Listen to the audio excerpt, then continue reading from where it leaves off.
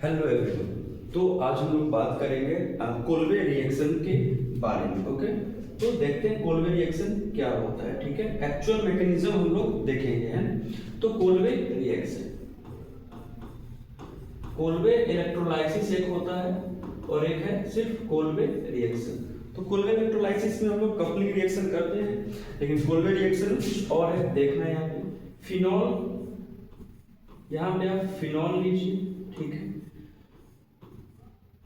Phenol को पहले आप बेस के साथ ट्रीट कराइए, सेकेंड में आप कार्बन डाइऑक्साइड एंड थर्ड में आपको H+ दिया हुआ रहेगा या फिर एसिडिफिकेशन भी दिया हुआ है, तो घबराना नहीं है। ठीक है, तो एक्चुअल में रिएक्शन क्या होता है और इसका प्रोडक्ट ये कुछ इस तरीके से आएगा आपको। ये OH और ये COOH, ये सैलिसिलिक एसिड है। ठीक है, सैलिसिलिक एसिड भी बोल सकते हैं या सैलिसिलिक एसिड भी बोलिए। ठीक है, तो ये फिनॉल से सैलिसिलिक एसिड तक जाता है। ठीक है, अब एक्चुअल मैकेनिज्म कैसे होता है वो हम लोग देखेंगे इसमें। ठीक है, मैकेनिज्म पे ध्यान देना है। ठीक है, मैकेनिज्म पे ध्यान देना है। तो अब देखिए ये फिनॉल आप लेके आए। ठीक है, ये अब फिनॉल है, फिनॉल NaOH, Na+OH-। अब OH- abstract this hydrogen, okay, then minus of H2O निकल जाएगा।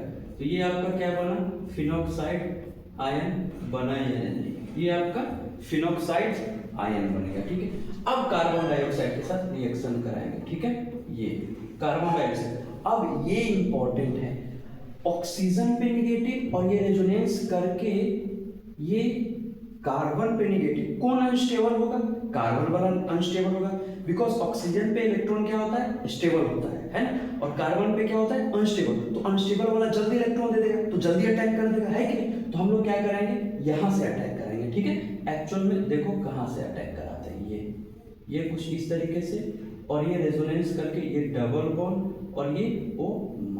अब समझ में आया। अब ये क्या करेगा, अटैक करेगा, ये शिफ्ट करा देंगे। ठीक है, तो कुछ इस तरीके से आपको दिखेगा। ठीक है, ये डबल बॉन्ड O है, यहाँ पे ये कुछ इस तरीके से ये अटैक किया, तो ये C डबल बॉन्ड O-। अब समझ में आया। अब यहाँ पे देखिए ये एरोमेटिसिटी था, यहाँ पे एरोमेटिसिटी क्या हुआ, लूज हो गया। अब हमें गेन कराना है, तो यहाँ पे देखिए एक हाइड्रोजन है, एक हाइड्रोजन क्या करेगा, रिलीज करेगा।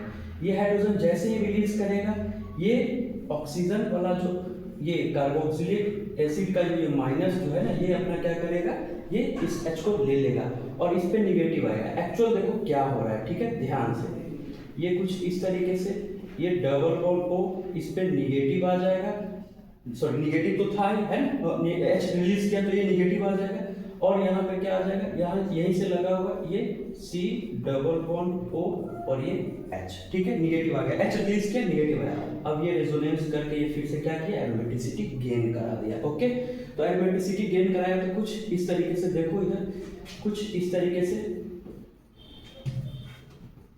ये फिर से आ गया, ये COOH आ गया, ये O- आ गया। ठीक है, O- है, एरोमेटिसिटी गेन कराया, रेजोनेंस करा दिया। ठीक है, और लास्ट में जो H+ दिया हुआ है, H+ ले लेगा, तो देखो फाइनली प्रोडक्ट ये आ गया कि नहीं, देखो O- करके लास्ट में H+ लिया।